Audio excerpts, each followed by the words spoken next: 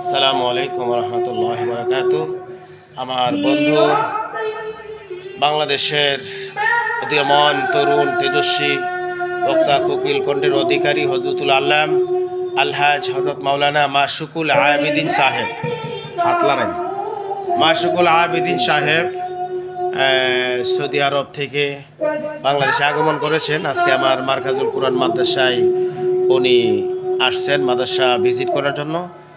তো দেশবাসী, আমাদের ফ্রেন্ড সার্কেল, ফ্রেন্ড ফলোয়ার যারা আছেন, সকলের অবগতির জন্য সকলের কাছে নেক দোয়া দরখাস্ত। আর ইনশাল্লাহ উনি ওয়াজের ময়দানে আবার কাজ করবেন। ইনশাল্লাহ ওয়াজের ময়দানে আবার নাইমা গেছেন।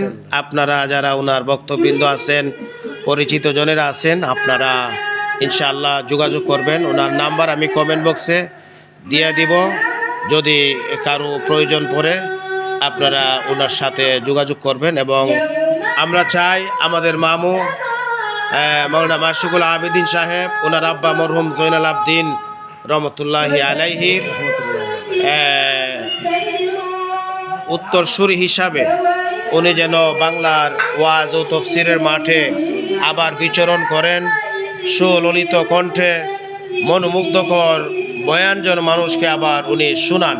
আমরা এটা চাই, আশা করি আপনারাও চাইবেন। আমি ওনার দেশের লোকাল নাম্বারটা কমেন্ট বক্সে দিয়ে দেব। আপনারা নাম্বারটা সংগ্রহ করবেন এবং ওনার সাথে যোগাযোগ করবেন ইনশাআল্লাহ।